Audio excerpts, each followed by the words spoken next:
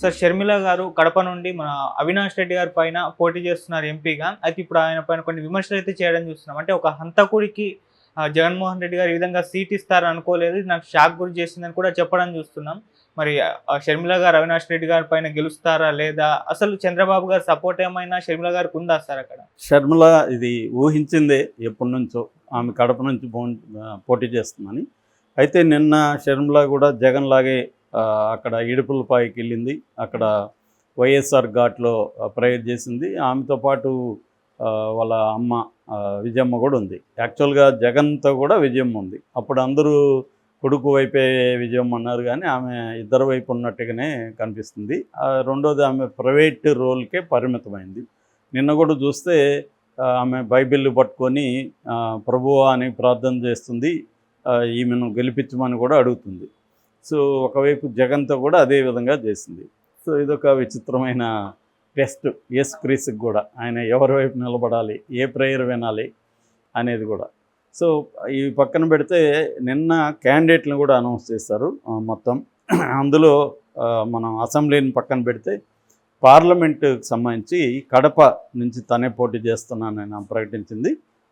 ఇక కాకినాడ పల్లంరాజు, బాపట్ల జేడి శీలం, రాజమండ్రి గిడుగూరు రుద్రరాజు, ఆయన ఇంతకుముందు పిసిసి ప్రెసిడెంట్గా ఉన్నాడు. పల్లంరాజు ఆల్రెడీ మినిస్టర్గా జేడి శీలం కూడా పనిచేశారు. ఇక కర్నూలు రాంపుల్లయ్య యాదవ్, ఈయన కూడా సీనియర్ కాంగ్రెస్ నాయకుడు. సో అందరూ కూడా ఎంపీలుగా కాంగ్రెస్ వాదులు, సీనియర్ కాంగ్రెస్ నాయకులనే పెట్టారు. ఆ మేరకు మెచ్చుకోవాలి.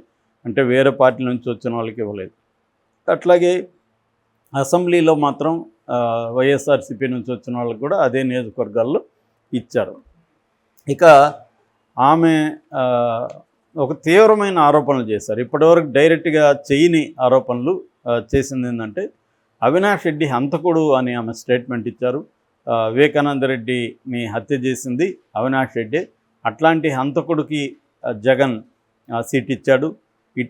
ఈ జగన్ నాకు ఇప్పుడు తెలీదు అని కూడా ఆమె చెప్పారు.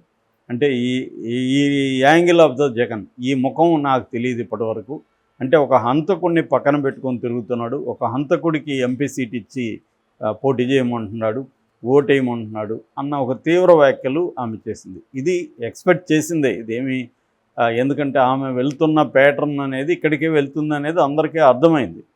సో ఆమె తీవ్రంగా చేశారు. అందుకని నేను ఇక్కడ నిలబడుతున్నాను, నా మనసు కలిచివేసింది అని కూడా ఆమె అన్నారు. కాకపోతే ఇక్కడ రెండు యాంగిల్స్ ఉన్నాయి. అంటే లీగల్ యాంగిల్లో చూసినప్పుడు ఇప్పటివరకు అవినాష్ రెడ్డి హత్య చేసినాడని లేదా హత్యకు ఆయన ప్రేరేపించాడని కానీ ఎక్కడ తేలదు. ఏ కోర్టులో తేలక ముందే ఇలా అనడం కరెక్టా? రేపు అవినాష్ రెడ్డి మీద కేసు వేస్తే ఏమవుతుంది అనేది కూడా ఒక ఆస్పెక్ట్. ఎందుకంటే కోర్టులు తేల్చినంత వరకు ఏ ముద్దాయిని కూడా మనం హంతకుడుగా మనం తీర్పు ఇవ్వడానికి లేదు. ఆమెకి ఎలా తెలుసు ఆమె తీర్పు ఇవ్వడానికి? సో ఆమెకు అనుకుంటుంది ఆమె, అంతేగాని ఆమె చూసిందా, ఆమెకి ఏమన్నా ఎవిడెన్స్ ఉందా? ఉంటే మరి కోర్టుకి ఎందుకు ఇవ్వలేదు, పోలీసులకి ఎందుకు ఇవ్వలేదు, సిబిఐకి ఎందుకు ఇవ్వలేదు, ఈ ప్రశ్నలన్నీ వస్తాయి. కాబట్టి అది ఖచ్చితంగా ఆమె చేసింది. ఒక ప్రజాప్రతినిధిగా పోటీ చేస్తూ కౌంటర్గా ఉన్న ప్రజాప్రతినిధిని హంతకుడు అనడం ఖచ్చితంగా అది క్రైమ్ కిందకే వస్తుంది. ఆమె మీద కేసు పెట్టే అవకాశం కూడా ఉంది. రేపు కోర్టులో కూడా ఆమె మీద ఫైల్ చేయొచ్చు. అట్లాగే ఈసీకి కూడా కంప్లైంట్ చేయొచ్చు. నీ ప్రత్యర్థిని నువ్వు హంతకుడని నువ్వు ఎలా చెప్తావు? అది సీరియస్ అలిగేషన్. మేబీ ఆమె అవన్నీ తెలియకుండా చెప్పుంటుంది అనేది నేను అనుకోను. ఖచ్చితంగా ఆమెకు కూడా ఇవన్నీ ఐడియా ఉంటుంది. వస్తే రాని దానివల్ల ఆమె పబ్లిసిటీని కోరుకుంటుంది. సో ఏమవుతుంది, మహా అంటే షోకాజ్ నోటీస్ ఇవ్వబోతారు, సారీ చెప్దాం తర్వాత అనేదే అనుకోవచ్చు. ఏదేమైనా ఆమె క్లియర్గా అజెండా ప్రకటించింది. అదేంటంటే ఇవాళ 2019లో one of the important aspects ఏంటంటే వివేకానంద రెడ్డి హత్య, రెండవది జగన్ మీద హత్యాయత్నం. దాన్ని కోడికత్తని వీళ్ళు పేరు పెట్టారు తెలుగుదేశం వాళ్ళు. సో ఈ రెండు ఎమోషనల్ ఇష్యూస్గా అప్పుడు ఎలక్షన్లో ఉన్నాయి. అట్లాగే అప్పుడు తెలుగుదేశం వివేకానంద రెడ్డి హత్య కేసును ఉపయోగించుకోలేకపోయింది. వైసీపీ పవర్ఫుల్గా ఉపయోగించుకుంది. వైసీపీకి తెలుసు క్లియర్గా ఇది తెలుగుదేశం వాళ్ళు హత్య చేయలేదని వైసీపీకి తెలుసు. కానీ వైసీపీ తెలుగుదేశం వాళ్ళ మీద ఆరోపించింది. సునీత కూడా తెలుగుదేశం వాళ్ళ మీద ఆరోపించింది. ఇదే రామనారాయణ రెడ్డి చంపించాడని సునీత చెప్పింది. చంద్రబాబు దాని వెనకున్నాడు, బీటెక్ రవి ఉన్నాడని సునీత చెప్పింది. ఆ వీడియోలన్నీ కూడా ఉన్నాయి. సో అందువల్ల అప్పుడు అక్కడ వాళ్ళకు ఉపయోగపడింది. ఇప్పుడు అదే హత్యను తెలుగుదేశం తను ఉపయోగించుకోదలుచుకుంది.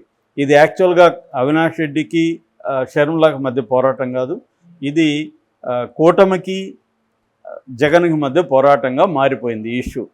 సో అందుకనే జగన్ కూడా ఏమంటున్నాడంటే నాకు వ్యతిరేకంగా 4 పార్టీలు కలిశాయంటున్నాడు. అంటే షర్మిల కూడా చంద్రబాబుతో కుమ్మక్కైందనేది ఓపెన్గానే ఆరోపిస్తున్నాడు. అందులో ఎంతో కొంత నిజం కనిపిస్తుంది పరిశీలించే వాళ్ళకి. ఎందుకు నిజం అంటే ఇప్పుడు షర్మిల ఈ ఆంధ్రప్రదేశ్ విడిపోయినాక నాశనం అయిపోవడానికి ప్రధాన కారణం జగన్ అని చెప్తుంది తప్ప, చంద్రబాబు అంతకుముందు 5 ఏళ్ళు పరిపాలించాడు కదా, మరి చంద్రబాబు కారణం కదా. చంద్రబాబు ఏమన్నా అద్భుతంగా డెవలప్ చేస్తే దాన్ని జగన్ వచ్చి నాశనం చేశాడా? చంద్రబాబు ఏమన్నా ప్రత్యేక హోదా తెస్తే దాన్ని జగన్ ఏమన్నా ఇచ్చేశాడా వెనక్కి వద్దని? పోలవరం కట్టేస్తుంటే జగన్ ఏమన్నా ఆపేశాడా? తర్వాత విశాఖ రైల్వే జోన్ తీసుకొస్తే జగన్ ఆపేశాడా? అంటే ఈ అమరావతిని సింగపూర్ చేస్తే జగన్ మళ్ళీ దాన్ని వెనక్కి తీసుకొచ్చాడా? చంద్రబాబు ఏ అభివృద్ధి చేస్తే దాన్ని జగన్ వెనక్కి తీసుకొచ్చాడు. అంటే ఇద్దరూ బాధ్యులే కదా. ఆంధ్రప్రదేశ్ రాష్ట్ర ఒకవేళ దివాలా తీసిందనో లేకపోతే ఘోరమైన పరిస్థితి ఉందనో ఎవరైనా నమ్మితే దానికి జగన్ ఒకటే బాధ్యుడా, అంతకుముందు ఉన్న 5 ఏళ్ళు పరిపాలించిన చంద్రబాబు బాధ్యుడు కదా అన్న ప్రశ్న వస్తుంది. సో ఈమె చంద్రబాబుని ఒక మాట అంటే జగన్ని 99 మాటలు అంటుంది. అంటే ఏదో అనాలి కాబట్టి చంద్రబాబుని అంటుంది తప్ప ఆమె అనట్లేదు. రెండోది బీజేపీతో మొన్నటి వరకు కొమ్ముగాసి కుమ్మక్కైపోయాడని జగన్ విమర్శించింది. ఈరోజు ఓపెన్గానే ఎన్డీఏలో చేరిన చంద్రబాబుని కానీ పవన్ కళ్యాణ్ కానీ ఒక మాట అనట్లేదు. అంటే క్లియర్గా మొత్తంగా ఆంధ్రప్రదేశ్లో రాజకీయాలు ఒకే ఒక అంశం చుట్టూ లేదా ఒకే ఒక వ్యక్తి చుట్టూ తిరుగుతున్నాయి. అదేంటంటే జగన్ని దించేయాలా, మళ్ళీ అధికారంలోకి తేవాలి, ఇంతే. ఇంక వేరే ఏ అజెండా లేదు.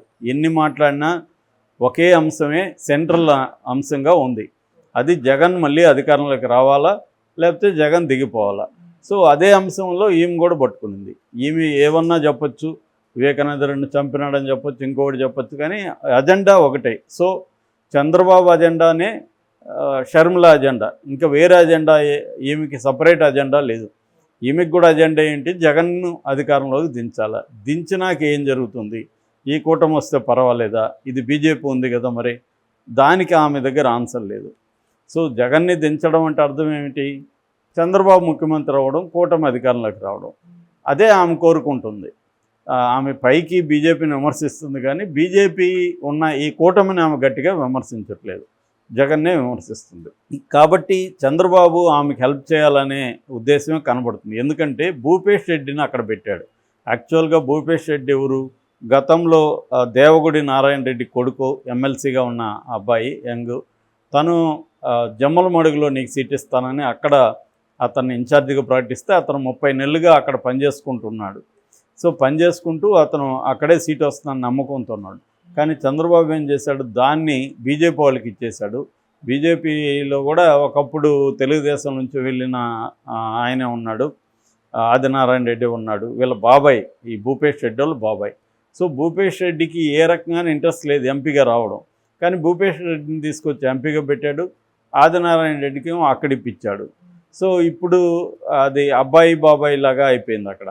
భూపేష్ నేను అక్కడే రెబల్గా పోటీ చేస్తానన్నాడు, మరి ఏం చేస్తాడో కానీ చంద్రబాబు మొత్తానికి బుజ్జగించి తీసుకొచ్చాడు. సో భూపేష్ క్లియర్గా అక్కడే వీక్ క్యాండిడేటు.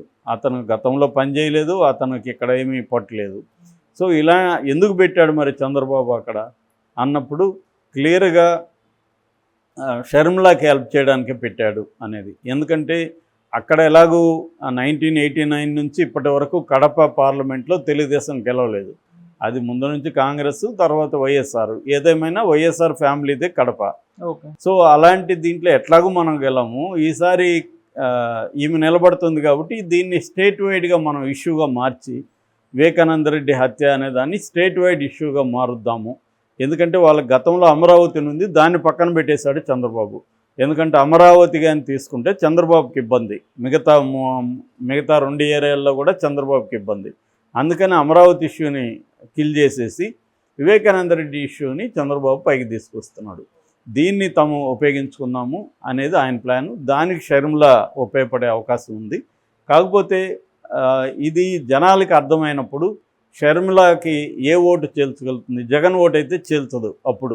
ఎందుకంటే ఈమె చంద్రబాబు మనిషి అయినప్పుడు జగన్ ఓట్లు చంద్రబాబు మనుషులకి ఎందుకు వేస్తారు? కాబట్టి అప్పుడు చీల్తే గీల్తే చంద్రబాబు ఓట్లే చేలాలి, జగన్ ఓట్లు అయితే చేలవు.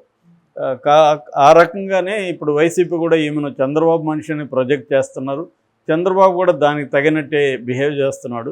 ఆ యాంగిల్లో తీసుకున్నప్పుడు వైసీపీ ఓటు ఇట్లా వచ్చే అవకాశం లేదు. ఎందుకంటే ఈమెకి సపరేట్ ఓటు బ్యాంక్ లేదు. కాంగ్రెస్కి 1 అంటే 2% కూడా ఓటు లేదు. గతంలో తీసుకుంటే ఇదే నియోజకవర్గంలో 2019లో దాదాపు 3,80,000 మెజార్టీతో అవినాష్ రెడ్డి గెలిచాడు. అది మామూలు మెజార్టీ కాదు, 3,80,000 అనేది. అంటే ఈయనకి వ్యతిరేకంగా పోటీ చేసిన ఆదినారాయణ రెడ్డికి 4 లక్షలు వస్తే ఇతనికి 7,80,000 వచ్చాయి. కాంగ్రెస్కి ఎంత వచ్చింది తెలుసా? అక్కడ కాంగ్రెస్ తరపున అజిత్ కుమార్ మీనా పోటీ చేస్తే 14,000 ఓట్లు, అంటే 1% ఓట్లు కూడా రాలేదు. మరి 1% నుంచి ఈమె ఎంత పర్సెంట్కి దాన్ని పెంచగలదు? ఎంత ముక్కినా మూలిగినా ఇంకొక % పెంచగలదు. కానీ ఈమెకి ఏ 30% 20% వరకు ఈమె తీసుకుపోయే పరిస్థితి లేదు. ఎందుకంటే ఈమెకున్న అక్కడ బేస్ ఏంటి? ఈమె ఎప్పుడు వర్క్ చేసింది అక్కడ? కాంగ్రెస్ పార్టీకి ఉన్న బేస్ ఏంటి? ఇవేమీ లేవు. అందువల్ల తెలుగుదేశం ఓట్లు ఈమెకి ఏమైనా పడితే ఈమె % ఒక 10-15 పెరగాలి. అదే ఇప్పుడు ప్లాన్. చంద్రబాబు కూడా తెలిసి ఇవన్నీ మనకు తెలిసింది, ఆయన తెలిసింది కాదు. కానీ దీనివల్ల ఏమవుతుందంటే వివేకానంద రెడ్డి ఇష్యూ స్టేట్ వైడ్గా బర్నింగ్లో ఉంటుంది. దానివల్ల జగన్ దెబ్బతీయచ్చు అనేది ప్లాను.